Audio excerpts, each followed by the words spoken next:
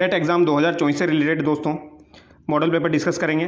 ठीक है, ये हमारा दूसरा मॉडल पेपर होने वाला है और यहाँ पर हम लगभग सभी क्वेश्चन डिस्कस करेंगे दोस्तों। ठीक है, लगभग 100 क्वेश्चन हम डिस्कस करने वाले हैं यहाँ पर, जिसमें हम राजस्थान जीके के, इंडिया की जीके के और साथ ही साथ कंप्यूटर के क्वेश्चन भी हम डिस्कस करेंगे। ठीक है, और साइंस के क्वेश्चन भी हम डिस्कस करेंगे। तो ये वीडियो आप लोगों के लिए बहुत ही ज़्यादा यूज़फुल होने वाला है, बहुत ही शानदार वीडियो आप लोगों के लिए होने वाला है। ठीक है, तो चलिए दोस्तों बिना देरी के शुरू करते हैं। ठीक है, पहला सवाल क्या कह रहा है?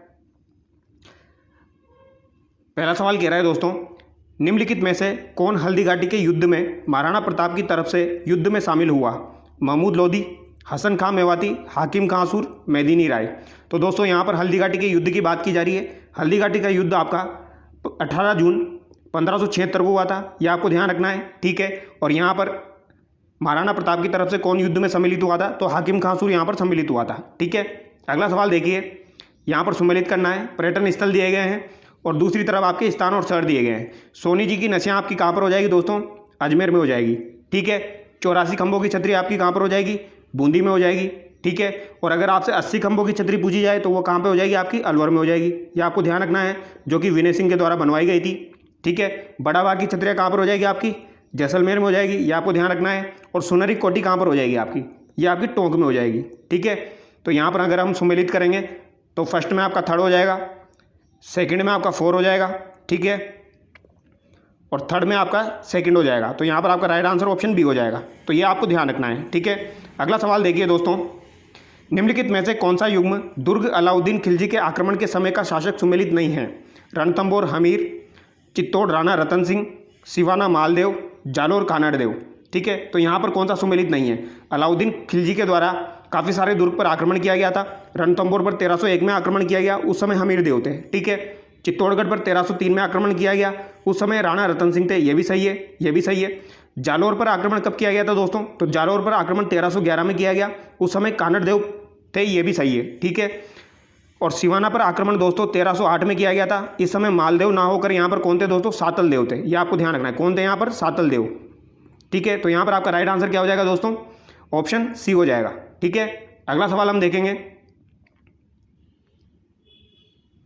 निम्न में से कौन सा त्यौहार एक कैलेंडर वर्ष विक्रम संवत के अनुसार में सबसे बाद में आता है? तो दोस्तों यहाँ पर विक्रम संवत के अनुसार पूछा गया है, एक कैलेंडर वर्ष में होली, गणगौर, रक्षाबंधन, कृष्ण जन्माष्टमी। तो आपकी जानकारी के लिए बता दूं दोस्तों, विक्रम संवत जो है ये 57 ईसा पूर्व से पहले का है। ठीक है, ये आपको ध्यान रखना है। इसमें पहला महीना आपका कौन सा होता है? तो इसमें पहला महीना आपका चैत्र होता है और अंतिम महीना आपका कौन सा होता है दोस्तों? फाल्गुन होता है। ये आपको ध्यान रखना है। ठीक है, विक्रम संवत में तो होली जो है ये आपकी कब आती है? ये फाल्गुन माह की पूर्णिमा को आती है। ये आपको ध्यान रखना है। तो यहाँ पर आपका राइट आंसर क्या हो जाएगा? सबसे बाद में होली हो जाएगी। ठीक है, अगला सवाल हम देखेंगे, राजस्थान राज्य मानवाधिकार आयोग के अध्यक्ष एवं सदस्यों की चयन समिति में निम्नलिखित में से कौन नहीं होता है? मुख्यमंत्री, गृह मंत्री, विपक्ष का नेता, राज्यपाल। तो दोस्तों तो राजस्थान राज्य मानवाधिकार आयोग की स्थापना कब की गई थी दोस्तों? तो इसकी स्थापना 18 जनवरी 1999 को की गई थी। यह आपको ध्यान रखना है दोस्तों। और राजस्थान मानवाधिकार आयोग ने अपना कार्य कब प्रारंभ किया था? तो ये मार्च 2000 में किया था। ये दोनों सवाल एग्जाम में पूछे जाते हैं, तो आपको ध्यान रखना है। ठीक है, राजस्थान राज्य मानवाधिकार आयोग के अभी वर्तमान अध्यक्ष कौन है दोस्तों? तो ये प्रताप कृष्ण लोहरा है। यह आपको ध्यान रखना है, कौन है? प्रताप कृष्ण लोहरा। ठीक है, अब यहाँ पर कौन कौन सम्मिलित होता है दोस्तों सदस्यों की चयन समिति में? मुख्यमंत्री होते हैं। ठीक है, ये अध्यक्ष होते हैं। गृह मंत्री भी होते हैं दोस्तों। विपक्ष का नेता भी होता है, विधानसभा के विपक्ष का नेता भी होता है। तो यहाँ पर राज्यपाल नहीं होता है। तो आपका राइट आंसर क्या हो जाएगा? यहाँ पर ऑप्शन डी हो जाएगा। ठीक है, अगला सवाल हम देखेंगे, विख्यात लोक नाटकार नानूराम किस ख्याल शैली से संबंधित रहे? शेखावटी ख्याल, जयपुरी ख्याल, तुर्रा ख्याल, कुचामनी ख्याल। तो दोस्तों नानूराम और दुलिया राणा का संबंध जो है वो आपका शेखावटी ख्याल से है। ये आपको ध्यान रखना है। ठीक है, लच्छी राम का संबंध किससे हो जाएगा? कुचामनी ख्याल से हो जाएगा। ठीक है, आगे हम देखते हैं, अगला सवाल है, राव जयसिंह छंद ग्रंथ की रचना किसने की? बिट्टू सूजा, कर्णिदान, केशवदास, वीरभान। राव जयसिंह छंद की रचना दोस्तों बिट्टू सूजा के द्वारा की गई थी। ऑप्शन ए यहाँ पर आपका बिल्कुल करेक्ट हो जाएगा। ठीक है, राव जयसिंह छंद के बारे में कुछ इंपॉर्टेंट बातें आपको ध्यान रखनी है। जैसे कि मैं आपको बताऊं, राव जयसिंह छंद में कुछ चीज़ों का उल्लेख है जो कि एग्जाम में पूछा जाता है। सन 1734 में राती घाटी का युद्ध हुआ था दोस्तों। कौन सा युद्ध हुआ था? राती घाटी का युद्ध 1784 में। ये किस किस के मध्य हुआ था? ये राव जयसिंह और बाबर के पुत्र कामरान के मध्य हुआ था। ये आपको ध्यान रखना है। तो इसका उल्लेख किसमें मिलता है? राव जयसिंह छंद में मिलता है। और दूसरी बात आपको क्या ध्यान रखनी है दोस्तों, बीकानेर के लूणकरण को कलयुग का कर्ण किस में कहा गया है? ये भी एग्जाम में पूछा जाता है। तो लूणकरण को कलयुग का कर्ण राव जयसिंह छंद में बिट्टू सुजा के द्वारा ही कहा गया है, ये आपको ध्यान रखना है। ठीक है, ये दोनों इंपॉर्टेंट बातें ध्यान रखनी है। अगला सवाल देखिए, निम्नलिखित में से कौन सा युग्म लोक देवता माता सुमेलित नहीं है? तेजा जी की माता रामप्यारी दी गई है, रामदेव जी, मैणादे, बाबू जी, कमला देवी, गोगा जी, वाचल। तो दोस्तों यहाँ पर कौन सा सुमेलित नहीं है बताइए? तो यहाँ पर दोस्तों तेजा जी रामप्यारी दिया गया है, ये गलत है यहाँ पे। ठीक है, तेजा जी की जो माता का नाम है वो क्या हो जाएगा दोस्तों? राम कंवरी हो जाएगा, ये आपको ध्यान रखना है। ठीक है, तेजा जी का जन्म कहाँ पर हुआ था दोस्तों? तो इनका जन्म खड़नाल नागौर में हुआ था, ये भी आपको ध्यान रखना है। ठीक है, खड़नाल नागौर में इनका जन्म हुआ था। और तेजा जी को दोस्तों धोलिया वीर के नाम से भी जाना जाता है। इनका गोत्र धोलिया था तो इन्हें धोलिया वीर के नाम से भी जाना जाता है। ठीक है, इन्हें भगवान शिव के 11वें अवतार के नाम से भी जाना जाता है, ये भी आपको ध्यान रखना है। आगे हम देखेंगे, सुमेलित करना है दोस्तों। यहाँ पर संप्रदाय दिए गए हैं और प्रमुख गद्दी और स्थान दिया गया है। विष्णोई संप्रदाय, जसनाती संप्रदाय, दादूपंथी संप्रदाय, रामस्नेही संप्रदाय। तो दोस्तों विष्णोई संप्रदाय किससे संबंधित हो जाएगा आपका? जसनाती संप्रदाय, दादूपंथी संप्रदाय आपका हो जाएगा नरेना से संबंधित हो जाएगा। रामस्नेही संप्रदाय दोस्तों आपका सिंहस्थल हो जाएगा, संत हरि रामदास जी। ठीक है, जसनाती संप्रदाय आपका कहाँ पर हो जाएगा दोस्तों? कतरासर बीकानेर में हो जाएगा। और विष्णोई संप्रदाय आपका मुकाम में हो जाएगा, ये आपको ध्यान रखना है। ठीक है, आगे हम देखेंगे दोस्तों, मांडो की पाल किस खनिज के उत्पादन हेतु प्रसिद्ध है? तो दोस्तों मांडो की पाल किस खनिज के उत्पादन हेतु प्रसिद्ध है? फेलस्पार, फ्लोराइट, घिया पत्थर या पाइराइट? तो दोस्तों पाइराइट तो आपका कहाँ का फेमस है? सीकर का फेमस है, ये आपको ध्यान रखना है। ठीक है, एग्जाम में पूछा जाता है। तो यहाँ पर आपका राइट आंसर क्या हो जाएगा? फ्लोराइट हो जाएगा। अगला सवाल देखते हैं, मुंशी देवी प्रसाद ने किसको राजस्थान का अब्बुल फजल की संज्ञा दी है? मोनोद नैन्सी, सूर्यमल मिश्रण, कन्हैयालाल सेठ या विजयनाथ नेता? राजस्थान का अब्बुल फजल मुंशी देवी प्रसाद के द्वारा मोनोद नैन्सी को कहा गया है, ये आपको ध्यान रखना है। ठीक है, मोनोद नैन्सी के द्वारा दोस्तों मारवाड़ा परगनारी विगत लिखी गई है। ठीक है, मारवाड़ा परगनारी विगत किसके द्वारा लिखी गई है? ये आपकी मोनोद नैन्सी के द्वारा लिखी गई है, ये आपको ध्यान रखना है। ठीक है, अगला सवाल देखिए, राजस्थान के किस भाग में मिश्रित पतझड़ वाले वन पाए जाते हैं? उदयपुर, चित्तौड़, सिरोही, बूंदी, जोधपुर, जैसलमेर, बीकानेर, बाड़मेर, डूंगरपुर, बांसवाड़ा, प्रतापगढ़, झालावाड़, अलवर, जयपुर, चूरू, झुंझुनू?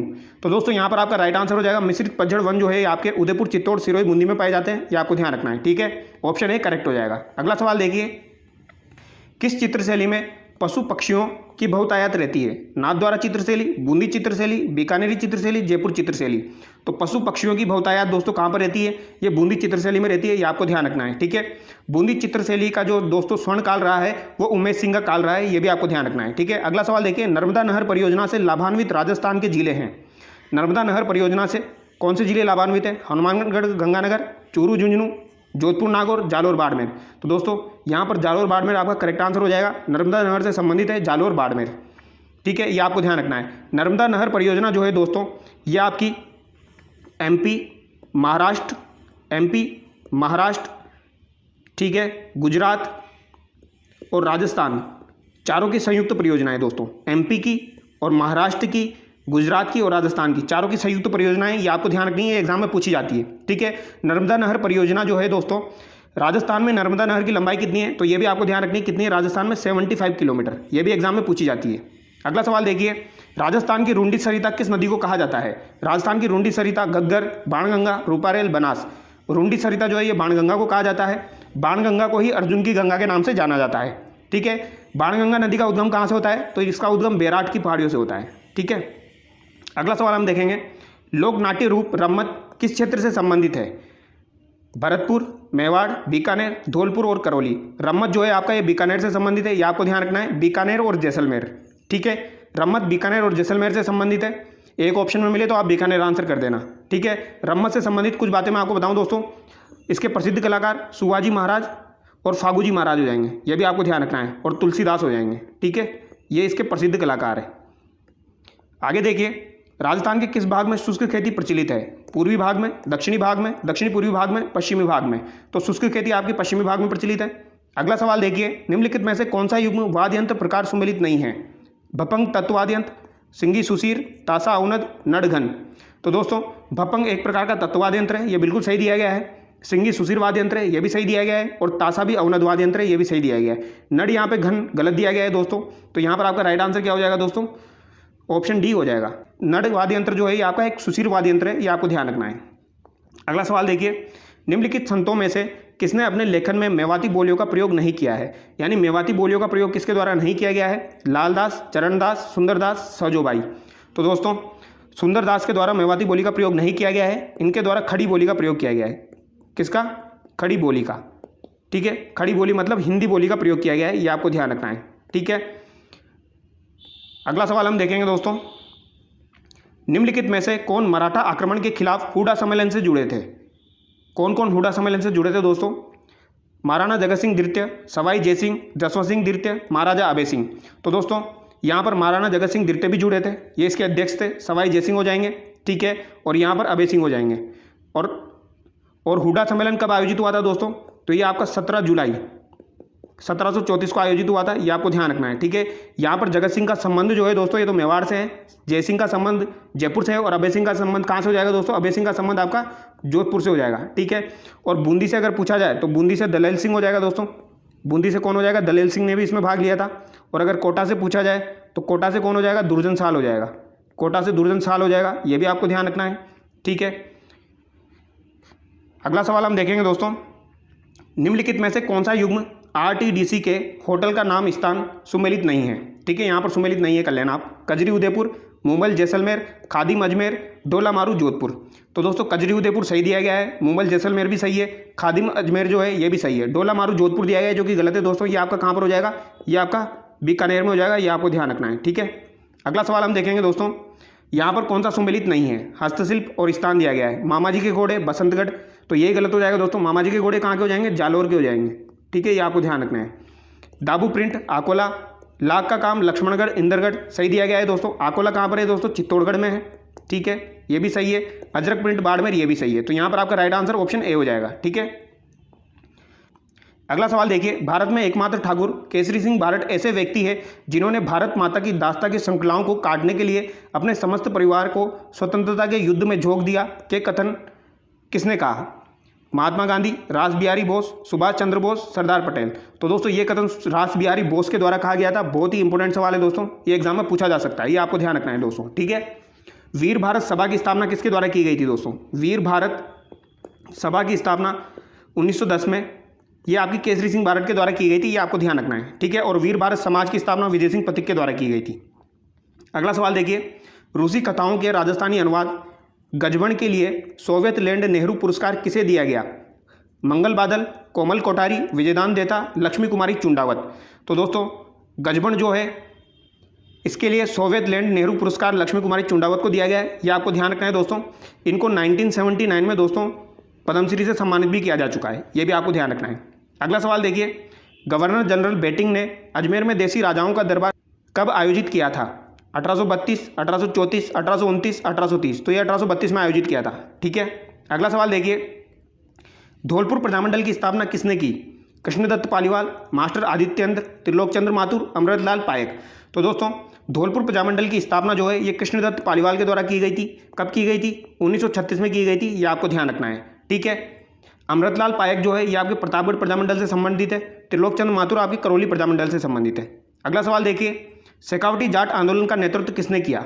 तो शेखावटी जाट आंदोलन का नेतृत्व दोस्तों नरोत्तम लाल जोशी के द्वारा किया गया था। ऑप्शन ए यहाँ पर आपका करेक्ट हो जाएगा। ठीक है, अगला सवाल देखिए, आज़ादी के समय राजस्थान राज्य भारतीय संविधान के अनुसार किस श्रेणी का था? तो दोस्तों राजस्थान जो था वो आज़ादी के समय बी श्रेणी का था, ये आपको ध्यान रखना है। ठीक है, और अजमेर मेरवाड़ा के बारे में आपसे पूछा जाए तो वो सी श्रेणी का हो जाएगा। तो यहाँ पर आपका राइट आंसर ऑप्शन बी हो जाएगा। ठीक है, अगला सवाल देखिए, सामाजिक एवं राजनीतिक चेतना के लिए स्वामी दयानंद ने राजस्थान की पहली यात्रा कब की? तो स्वामी दयानंद सरस्वती के द्वारा राजस्थान की पहली यात्रा जून 1865 में की गई थी। ठीक है, और सबसे पहले ये कहाँ पर आए थे दोस्तों? करौली में आए थे, ये आपको ध्यान रखना है। कहाँ पर आए थे? करौली में आए थे। ठीक है, और दूसरी बार ये 1881 में कहाँ पर आए थे दोस्तों? भरतपुर में आए थे, ये भी आपको ध्यान रखना है। ठीक है, 1883 में इनके द्वारा परोपकारणी सभा की स्थापना की गई थी, ये भी आपको ध्यान रखना है। अगला सवाल देखिए, मेवाड़ में आर्य समाज की स्थापना किसने की? विष्णुलाल पांड्या, राधाकृष्ण शर्मा, गोपीनाथ शर्मा, कन्हैयालाल जादव। आर्य समाज की स्थापना मेवाड़ के अंदर विष्णुलाल पांड्या के द्वारा की गई थी। ठीक है, विष्णुलाल पांड्या के द्वारा की गई थी। अगला सवाल देखेंगे, क्वेश्चन नंबर 31। ठीक है, हम थोड़ा स्पीड में चलेंगे दोस्तों क्योंकि क्वेश्चन बहुत सारे हैं। ठीक है, कौन सा कूट सुमेलित नहीं है? राजस्थान एकीकरण के चरण और एकीकरण की दिनांक दी गई है। तृतीय चरण 18 अप्रैल 1948, चतुर्थ चरण 30 मार्च 1948, पंचम चरण 15 मई 1949, षष्ठम चरण 26 जनवरी 1950। तो दोस्तों चतुर्थ चरण जो 30 मार्च 1948 दिया गया है ये गलत है, यहाँ पर 1949 होगा। ठीक है, यह आपको ध्यान रखना है। 30 मार्च को राजस्थान दिवस मनाया जाता है, तो यहाँ पर ऑप्शन भी आपका करेक्ट हो जाएगा। ठीक है, अगला सवाल देखते हैं। राजस्थान राज्य की अंतर्राष्ट्रीय सीमा की लंबाई है। राजस्थान राज्य की अंतर्राष्ट्रीय सीमा की लंबाई 1070 किलोमीटर हो जाएगी, और टोटल लंबाई आपसे पूछी जाए स्थलीय सीमा की तो 5920 किलोमीटर हो जाएगी। ठीक है, अगला सवाल देखिए। कर्क रेखा राजस्थान के निम्नांकित में से किन जिलों से होकर गुजरती है? बांसवाड़ा एवं उदयपुर, बांसवाड़ा एवं डूंगरपुर, बांसवाड़ा एवं चित्तौड़गढ़, उदयपुर एवं चित्तौड़गढ़। तो ये बांसवाड़ा एवं डूंगरपुर से होकर गुजरती है। ठीक है, अगला सवाल देखिए। वर्तमान में अरावली पर्वत विद्यमान है, तो अरावली पर्वत किसके रूप में विद्यमान है दोस्तों? वलित पर्वतों के रूप में, संग्रहित पर्वतों के रूप में, अवशिष्ट पर्वतों के रूप में, या फिर ब्लॉक पर्वतों के रूप में? अरावली पर्वत जो है यह अवशिष्ट पर्वतों के रूप में विद्यमान है, यह आपको ध्यान रखना है। ठीक है, अरावली पर्वतमाला जो है दोस्तों इसकी टोटल लंबाई 692 किलोमीटर है, यह आपको ध्यान रखना है। और राजस्थान में पूछी जाए तो 550 किलोमीटर है, और ये राजस्थान में सिरोही से प्रवेश करती है। ठीक है, और कहाँ तक जाती है? खेतड़ी झुंझुनू तक जाती है। अगला सवाल देखिए। राजस्थान में भोराट का पठार स्थित है। भोराट का पठार माउंट आबू अंबा माता के बीच में, कुंभलगढ़ गोगुंदा के बीच में, जैसलमेर प्रतापगढ़ के बीच में, भैंसोरगढ़ बिजोलिया के बीच में। तो दोस्तों भोराट का पठार आपका कुंभलगढ़ और गोगुंदा के मध्य में स्थित है, यह आपको ध्यान रखना है। ठीक है, और ऊपरमाल का पठार अगर आपसे पूछा जाए, ऊपरमाल का पठार आपसे पूछा जाए तो वो भैंसोरगढ़ और बिजोलिया के मध्य में हो जाएगा। ठीक है, अगला सवाल देखिए। सिरोही जिले में तीव्र ढाल युक्त उबड़ खाबड़ पहाड़ियों को स्थानीय भाषा में कहते हैं। तो दोस्तों तीव्र ढाल युक्त उबड़ खाबड़ पहाड़ियों को राजस्थानी भाषा में क्या कहते हैं? भाकर के नाम से जाना जाता है, ये आपको ध्यान रखना है, सिरोही जिले में। और गिरवा जो हो जाएगी ये कहाँ की हो जाएगी? ये उदयपुर की हो जाएगी, ये भी आपको ध्यान रखना है। गिरवा पहाड़ियाँ कहाँ की हो जाएगी दोस्तों आपकी? ये उदयपुर की हो जाएगी। ठीक है, अगला सवाल देखिए। वाकल, वेत्रक, मेशवा, हथमती किसकी सहायक नदियाँ हैं? तो दोस्तों माही, जाखम, साबरमती, सोम। तो ये साबरमती की सहायक नदियाँ हैं। इसको याद करने की मैंने आपको ट्रिक बताई थी दोस्तों। साबरमती की सहायक नदियाँ याद करने की ट्रिक मैंने क्या बताई थी आपको? वैसे हमें मावा चाहिए। क्या चाहिए हमें? वैसे हमें मावा चाहिए। ठीक है, वैसे आपका क्या हो जाएगा? वेत्रक हो जाएगा। से आपका सही हो जाएगा, ह से हथमती हो जाएगा, मे से मेसवा हो जाएगा, माँ से माजम हो जाएगा, और वा से वाकल हो जाएगा। ये किसकी सहायक नदियाँ हैं? साबरमती की सहायक नदियाँ हैं। इसको याद कर लीजिए आप। ठीक है, राजस्थान में शीतकालीन वर्षा होती है। राजस्थान में शीतकालीन वर्षा लौटते मानसून की वजह से, दक्षिणी पश्चिमी मानसून से, उत्तर पूर्व मानसून से, भूमध्य सागरीय चक्रवातों से। तो दोस्तों शीतकालीन वर्षा जो होती है वो भूमध्य सागरीय चक्रवातों से होती है, ये आपको ध्यान रखना है। ठीक है, अगला सवाल देखिए। वटिसोल मिट्टी राजस्थान के निम्नलिखित में से किन जिलों में नहीं पाई जाती? झालावाड़, बारां, कोटा भरतपुर, बूंदी बांसवाड़ा, धौलपुर करौली। तो दोस्तों वटिसोल मृदा जो है यह आपकी झालावाड़, बारां में पाई जाती है। ठीक है, भरतपुर में नहीं पाई जाती है, यहाँ पर बांसवाड़ा में नहीं पाई जाती है, और यहाँ पर दोस्तों धौलपुर करौली में नहीं पाई जाती है। ठीक है, यानी कि ये कोटा, बूंदी, बारां, झालावाड़ में पाई जाती है। अगला सवाल देखिए। निम्नांकित में से कौन से वन राजस्थान में सर्वाधिक क्षेत्रफल में फैले हुए हैं? उष्णकटिबंधीय पतझड़, मिश्रित पतझड़, उपोष्ण कटिबंधीय सदाबहार, शुष्क सागवान। तो दोस्तों सर्वाधिक क्षेत्रफल में उष्णकटिबंधीय पतझड़ वन फैले हुए हैं। अच्छा सवाल है, ये पूछा जाता है। ठीक है, अगला सवाल देखेंगे हम दोस्तों, क्वेश्चन नंबर 41। ठीक है, राजस्थान में काष्ठ जीवाश्म उद्यान वुड फॉसिल पार्क किस स्थान पर स्थित है? गडीसर, आकल, लोद्रवा, तनोट। तो दोस्तों काष्ठ जीवाश्म उद्यान पार्क जो है यह आकलवुड जैसलमेर में स्थित है, यह आपको ध्यान रखना है। ठीक है, आकलवुड फॉसिल पार्क। राजस्थान में सेम समस्या से गंभीर रूप से प्रभावित जिले कौन से हैं? बूंदी झालावाड़, हनुमानगढ़ गंगानगर, भीलवाड़ा बीकानेर, कोटा बारां। तो सेम की समस्या से प्रभावित जिले जो हो जाएंगे ये आपके हनुमानगढ़ गंगानगर हो जाएगा। ठीक है, अगला सवाल देखिए दोस्तों। राजस्थान में मसालों के समग्र उत्पादन में कौन से जिले अग्रणी हैं? कोटा झालावाड़, बाड़मेर नागौर, उदयपुर सवाई माधोपुर, बारां बूंदी। तो दोस्तों मसालों के समग्र उत्पादन में कौन से जिले अग्रणी हैं? कोटा झालावाड़, यह आपको ध्यान रखना है। ठीक है, पहला मसाला पार्क जो था दोस्तों वो झालावाड़ में बना था, दूसरा मसाला पार्क जो है रामगंज मंडी कोटा में बना था, यह आपको ध्यान रखना है। ठीक है, अगला सवाल देखिए। राजस्थान का लगभग 30% सरसों उत्पादन क्षेत्र केंद्रित है। गंगानगर क्षेत्र में, कोटा क्षेत्र में, भरतपुर क्षेत्र में, जयपुर क्षेत्र में। तो दोस्तों सरसों उत्पादन क्षेत्र जो होता है ये आपका कौन सा है? अलवर भरतपुर वाला है। ठीक है, ये आपको ध्यान रखना, अलवर भरतपुर क्षेत्र है, यानी मेवात क्षेत्र है। तो यहाँ पर ऑप्शन सी आपका करेक्ट हो जाएगा। अगला सवाल देखिए दोस्तों, वर्ष 2019 कर लीजिए। यहाँ पर वर्ष 2019 की पशु गणना अंतिम के अनुसार राजस्थान में सबसे अधिक पशु संख्या है गोवंश की, भैंस की, भेड़ों की, बकरियों की। तो सबसे अधिक पशु संख्या जो है वो बकरियों की हो जाएगी दोस्तों, ये आपको ध्यान रखना है। ठीक है, अगला सवाल देखिए, क्वेश्चन नंबर 46। राजस्थान में मेजा बांध का निर्माण किया गया है कोठारी नदी पर, मासी नदी पर, खारी नदी पर, पार्वती नदी पर। तो दोस्तों मेजा बांध का जो निर्माण है वो आपकी कौन सी नदी पर किया गया है? या आपकी कोठारी नदी पर किया गया है, ये आपको ध्यान रखना है। कहाँ पर किया गया है दोस्तों? भीलवाड़ा में किया गया है। कहाँ पर किया गया है? भीलवाड़ा में किया गया है। और बागोर सभ्यता इसी नदी के किनारे स्थित है, ये आपको ध्यान रखना है। बागोर सभ्यता का उत्खनन वीएन मिश्रा के द्वारा किया गया था और यहाँ से पशुपालन के साक्ष्य प्राप्त हुए हैं। अगला सवाल देखिए, राजस्थान में सर्वाधिक क्षेत्र में सिंचाई किस स्रोत से होती है? नहरों में, नलकूपों में, तालाबों से, कुओं में। तो दोस्तों सर्वाधिक सिंचाई जो है ये नलकूपों से होती है, ये आपको ध्यान रखना है, ठीक है। अगला सवाल देखिए, भूजल की उपलब्धता तथा गुणवत्ता की दृष्टि से राजस्थान में सबसे ज़्यादा चिंताजनक स्थिति किन जिलों की है? जैसलमेर, बीकानेर, पाली, चूरू, बाड़मेर, जालौर, नागौर, जयपुर। तो दोस्तों राजस्थान में सबसे ज़्यादा चिंताजनक स्थिति भूजल की उपलब्धता के आधार पर नागौर और जयपुर की है, ये आपको ध्यान रखना है, ठीक है। ये अच्छा सवाल है दोस्तों, काफ़ी बार पूछा जाता है। आगे देखिए, राजस्थान में फ्लूरोसिस ग्रस्त पट्टी कहाँ स्थित है? भरतपुर, अलवर, कोटा, बूंदी, नागौर, अजमेर, बांसवाड़ा, डूंगरपुर। तो ये आपकी नागौर, अजमेर में स्थित है, ठीक है। अगला सवाल देखिए, राजस्थान भू क्षेत्र में किस राष्ट्रीय राजमार्ग की लंबाई सर्वाधिक है? राष्ट्रीय राजमार्ग 15, राष्ट्रीय राजमार्ग 8, राष्ट्रीय राजमार्ग 12, राष्ट्रीय राजमार्ग 11। तो दोस्तों 2022 के अकॉर्डिंग अगर बात की जाए तो NH15 की लंबाई सबसे ज़्यादा है दोस्तों, ठीक है। और NH71B इसकी लंबाई सबसे कम है। बट अभी करंट में आप इस क्वेश्चन को एक बार चेक करके देख लेना, अभी करंट में सबसे ज़्यादा लंबाई किसकी है, ठीक है। अगला सवाल हम देखेंगे दोस्तों, नेशनल इंडियन कांग्रेस की स्थापना किस भारतीय ने की थी? जवाहरलाल नेहरू, गोविंद रानाडे, महात्मा गांधी, बाल गंगाधर तिलक। तो दोस्तों नेशनल इंडियन कांग्रेस की स्थापना जो है ये आपकी महात्मा गांधी के द्वारा की गई थी, ये आपको ध्यान रखना है, ठीक है। ये कब की गई थी दोस्तों? तो ये लगभग 1893 के आसपास की गई थी। अगला सवाल देखिए, 1918 ईस्वी में किस शहर में महात्मा गांधी ने सफलतापूर्वक मिल मजदूरों की हड़ताल का नेतृत्व किया? बम्बई, मद्रास, कलकत्ता, अहमदाबाद। तो मिल मजदूरों की हड़ताल का नेतृत्व 1918 में दोस्तों अहमदाबाद में किया गया महात्मा गांधी के द्वारा, ये आपको ध्यान रखना है। अगला सवाल देखिए दोस्तों,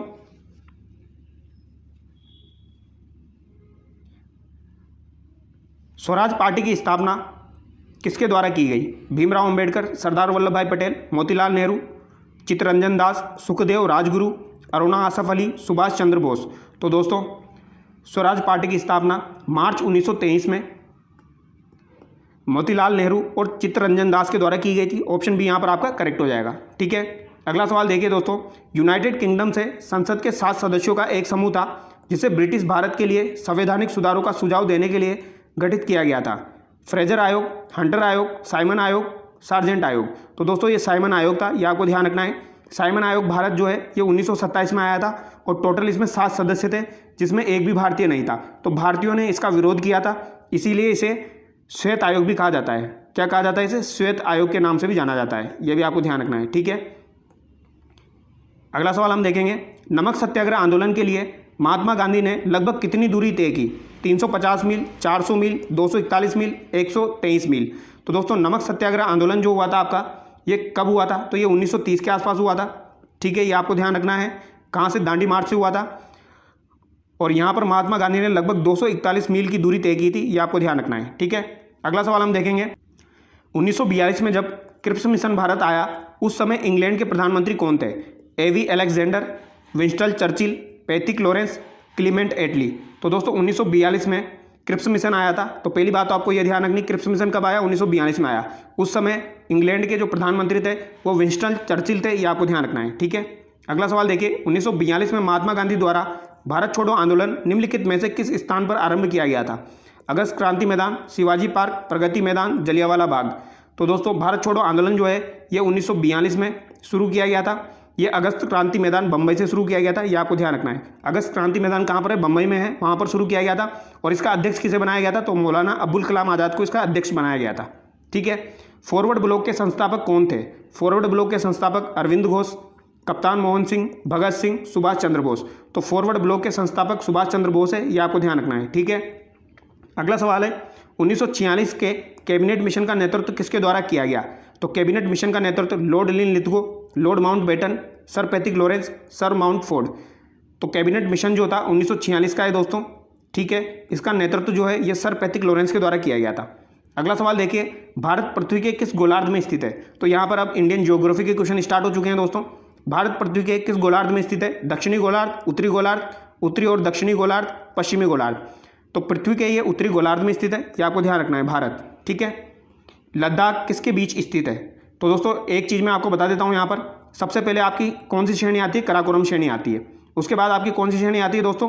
लद्दाख श्रेणी आती है, ठीक है। फिर उसके बाद आपकी जास्कर श्रेणी आती है, ये आपको ध्यान रखना है। इसको कैसे याद रखोगे आप, कलेजा, ठीक है, कलेजा, अपना कलेजा होता है, दिल को कलेजा बोलते हैं मन, कलेजा, ठीक है। तो कराकोरम, लद्दाख और जास्कर, ठीक है। तो कराकोरम और लद्दाख के बीच में जो है दोस्तों, यहाँ पर शोक नदी जो है इन दोनों को अलग करती है। कौन सी नदी अलग करती है, शोक नदी अलग करती है। और लद्दाख और जास्कर को कौन सी नदी अलग करती है दोस्तों, तो यहाँ पर कौन सी नदी अलग करती है, यहाँ पर आपकी सिंधु नदी अलग करती है, ये आपको ध्यान रखना है, ठीक है। यहाँ पर क्या पूछा गया है, लद्दाख किसके बीच में स्थित है, तो लद्दाख कराकोरम और जास्कर के मध्य में स्थित है, यानी कि आपका राइट आंसर ऑप्शन बी हो जाएगा, ये आपको ध्यान रखना है, ठीक है। अगला सवाल हम देखेंगे दोस्तों, क्वेश्चन नंबर 63, नंदा देवी चोटी भारत के किस राज्य में स्थित है, सिक्किम, हिमाचल प्रदेश, जम्मू कश्मीर, उत्तराखंड। तो नंदा देवी चोटी आपकी उत्तराखंड में स्थित है दोस्तों, ठीक है। ये उत्तराखंड की सर्वोच्च चोटी है। और कुमाऊं हिमालय जो है दोस्तों, कुमाऊं हिमालय की भी सर्वोच्च चोटी कौन सी है, नंदा देवी चोटी है, ये आपको ध्यान रखना है।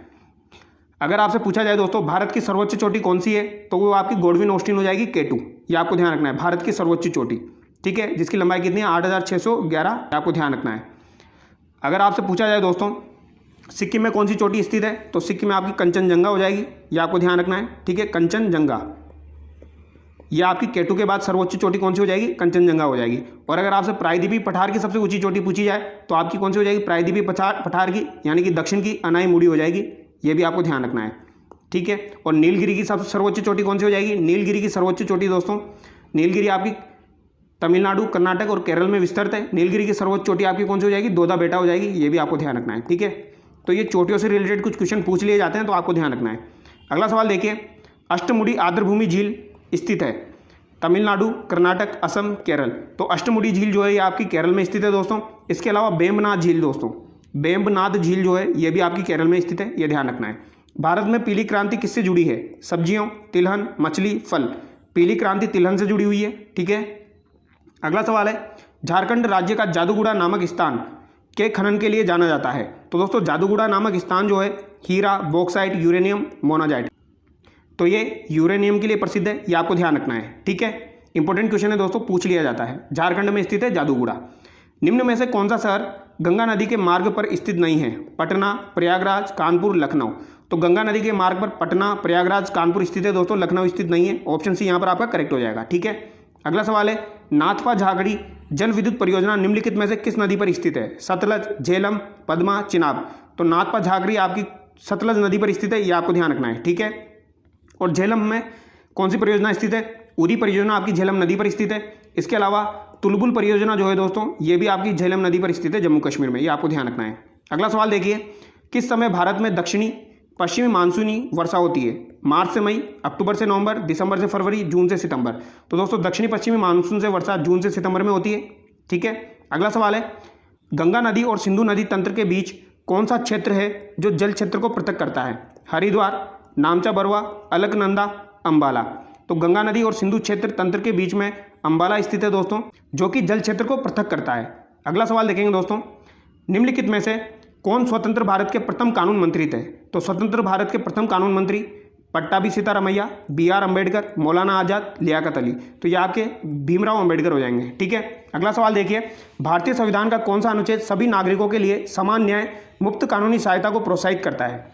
तो यहाँ पर आपका राइट आंसर हो जाएगा दोस्तों 39A, ठीक है। अगला सवाल हम देखेंगे दोस्तों, निम्नलिखित में से कौन सा शब्द भारत के संविधान की प्रस्तावना में उल्लेखित नहीं है। तो भारत के संविधान की प्रस्तावना जो है उसमें उल्लेखित नहीं है, बंधुत्व, प्रभुता, समतावाद, समानता। तो बंधुत्व, प्रभुता और समानता उल्लेखित है दोस्तों, समतावाद उल्लेखित नहीं है। तो यहाँ पर आपका राइट आंसर ऑप्शन बी हो जाएगा, ठीक है। अगला सवाल देखिए, भारत के संविधान का निम्नलिखित में से कौन सा अनुच्छेद उपाधियों के उन्मूलन से संबंधित है। तो उपाधियों के उन्मूलन से दोस्तों आपका अनुच्छेद 18 संबंधित है, ये आपको ध्यान रखना है, ठीक है। कौन सा अनुच्छेद हो जाएगा, अनुच्छेद 18 हो जाएगा, ठीक है। और अगर आपसे अस्पृश्यता के बारे में पूछा जाए तो अनुच्छेद 17 हो जाएगा, ठीक है। जब मतदान के अधिकार की पात्रता आयु 21 वर्ष से घटाकर 18 वर्ष की गई थी, तब भारत के राष्ट्रपति कौन थे, ज्ञानी जेल सिंह, R वेंकटरमण, KR नारायण, शंकर दयाल शर्मा। तो दोस्तों 61वां संविधान संशोधन जो हुआ था 1989 में, 61वें संविधान संशोधन के तहत 21 वर्ष से घटाकर 18 वर्ष आयु की गई थी मतदान की, ये आपको ध्यान रखना है, ठीक है। तो उस समय कौन हो जाएंगे दोस्तों, R वेंकटरमण हो जाएंगे, ये आपको ध्यान रखना है, राष्ट्रपति, ठीक है। और उस समय प्रधानमंत्री कौन थे, ये आप मुझे कमेंट करके बताएं, ठीक है। 1989 के समय स्वतंत्र भारत में कैबिनेट के खिलाफ पहला अविश्वास प्रस्ताव कब लाया गया था। तो पहला अविश्वास प्रस्ताव नवंबर 1968, जुलाई 1964, मार्च 1966, अगस्त 1963। कैबिनेट के खिलाफ पहला अविश्वास प्रस्ताव अगस्त 1963 में लाया गया था दोस्तों। अगला सवाल देखिए, किसी भारतीय राज्य की राज्यपाल बनने वाली पहली महिला कौन थी? सरोजिनी नायडू, विजय लक्ष्मी पंडित, अरुणा असफ अली, कृष्णाहटी सिंह। तो दोस्तों यहाँ पर आपका राइट आंसर क्या हो जाएगा? सरोजिनी नायडू, ठीक है, पहली महिला राज्यपाल। लोकसभा का सत्रावसान करने का अधिकार किसे है? अध्यक्ष, प्रधानमंत्री, राष्ट्रपति, संसदीय कार्य मंत्री। तो दोस्तों सत्रावसान करने का अधिकार राष्ट्रपति को है, ये आपको ध्यान रखना है, ठीक है। बट सत्र को स्थगित करने का जो कार्य है वो अध्यक्ष के द्वारा किया जाता है। अगला सवाल देखिए, भारत के चुनाव आयोग का गठन कब किया गया था? तो दोस्तों यहाँ पे भारत के चुनाव आयोग की बात की जा रही है, ना कि राजस्थान के। तो भारत के चुनाव आयोग का गठन जो है दोस्तों ये आपका 1950 में किया गया था, ठीक है। अगला सवाल देखिए, कौन सा संविधान संशोधन अधिनियम संसद सदस्यों और विधानसभा सदस्यों की अयोग्यता से संबंधित है? 42वां, 52वां, 62वां, 32वां। तो दोस्तों 52वां संविधान संशोधन अधिनियम दल बदल से संबंधित है, ठीक है। कब का है ये? 1985 का है, ये आपको ध्यान रखना है, ठीक है। ये अभी एलडीसी के एग्जाम में पूछा गया था, ऑप्शन भी यहाँ पर आपका करेक्ट हो जाएगा, ठीक है। अगला सवाल देखिए, अब हम यहाँ पर साइंस के क्वेश्चन करेंगे दोस्तों। समतल दर्पण द्वारा बनने वाले प्रतिबिंब का आकार सदैव वस्तु के से होता है, बराबर होता है, बड़ा होता है, छोटा होता है, इनमें से कोई नहीं। तो दोस्तों समतल दर्पण द्वारा बनने वाला प्रतिबिंब का आकार सदैव बराबर होता है, ये आपको ध्यान रखना है, ठीक है। तापमान का वह पाठ्यांक क्या है जहाँ पर फ़ारेनहाइट तथा सेल्सियस दोनों पैमाने समान होते हैं? तो फ़ारेनहाइट और सेल्सियस दोनों पैमाने समान होते हैं, वो -40 डिग्री होता है दोस्तों, ठीक है।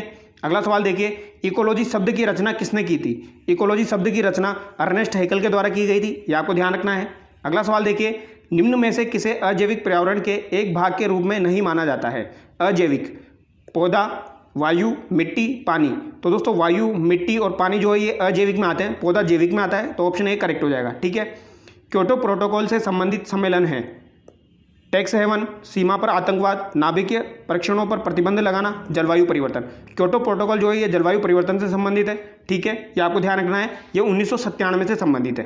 अगला सवाल हम देखेंगे दोस्तों 86, निम्नलिखित में से किस परिवर्तन को व्युत्क्रमित नहीं किया जा सकता? व्युत्क्रमित नहीं किया जा सकता, एक रबड़ बैंड को खींचना और उसे उसके सामान्य आकार में वापस लाना, रोटी की लोई को बेलना और तवे पर सेकना, गुब्बारे को फूटने की सीमा तक फुलाकर उसके आकार में वृद्धि करना, गीले कपड़ों को सूखे कपड़ों में बदलना। तो दोस्तों व्युत्क्रमित नहीं किया जा सकता, मतलब यहाँ पर रासायनिक परिवर्तन की बात की जा रही है, ठीक है। भौतिक परिवर्तन जो होता है उसे व्युत्क्रमित किया जा सकता है, तो यहाँ पर रासायनिक परिवर्तन आपका रोटी की लोई को बेलना और तवे पर सेकना, ठीक है। अगला सवाल देखिए, धातु ऑक्साइड का स्वरूप होता है, तो धातु ऑक्साइड का स्वरूप कौन सा होता है दोस्तों? अम्लीय, क्षारीय, कार्बनिक, सामान्य। धातु ऑक्साइड का स्वरूप क्षारीय होता है, ये आपको ध्यान रखना है। अगला सवाल देखिए, मानव रक्तचाप के संबंध में निम्नलिखित में से कौन सा कथन सही नहीं है? शिराओं की तुलना में धमनियों में रक्तचाप अत्यधिक होता है, वेंट्रिकुलर डायस्टोल के दौरान धमनी में दाब को डायस्टोलिक दाब कहा जाता है, ये कथन बिल्कुल सही है दोस्तों, पहला कथन भी आपका बिल्कुल सही है, ठीक है। धमनियों में वाहिकाएं होती है जो रक्त को शरीर के विभिन्न अंगों से हृदय तक लाती है, ये कथन यहाँ पर आपका गलत हो जाएगा। वेंट्रिकुलर सिस्टोल संकुचन के दौरान धमनी के अंदर रक्त के दाब को सिस्टोलिक दाब कहा जाता है, ठीक है। डायस्टोल के दौरान तो डायस्टोलिक दाब कहा जाता है, सिस्टोल के दौरान सिस्टोलिक दाब कहा जाता है, ये आपको ध्यान रखना है, ठीक है। तो यहाँ पर आपका राइट आंसर ऑप्शन सी हो जाएगा। अगला सवाल देखिए, कोशिकाओं में तत्काल ऊर्जा उत्पादन के लिए क्या लेना चाहिए? ग्लूकोज, विटामिन के, चारा, विटामिन सी। कोशिकाओं में तत्काल ऊर्जा उत्पादन के लिए ग्लूकोज लेना चाहिए दोस्तों, ठीक है। यूवी आसोत रोग मानव शरीर के किस अंग से संबंधित है? आँख, हृदय, मस्तिष्क, अमाशय। तो दोस्तों यूवी आसोत जो है ये आपका आँख से संबंधित है। अगला सवाल देखेंगे, HDI किन क्षेत्रों में विकास का मापक है? स्वास्थ्य, शिक्षा, आमदनी, खाद्य सुरक्षा, रोजगार, आमदनी, कृषि, उद्योग, सेवाएं, ऊंचाई, भार, रंग। तो ये स्वास्थ्य, शिक्षा, आमदनी से संबंधित है, ठीक है। नाबार्ड का पूर्ण रूप क्या है? तो दोस्तों यहाँ पर नाबार्ड की फुल फॉर्म पूछी गई है। नाबार्ड की स्थापना कब की गई थी दोस्तों?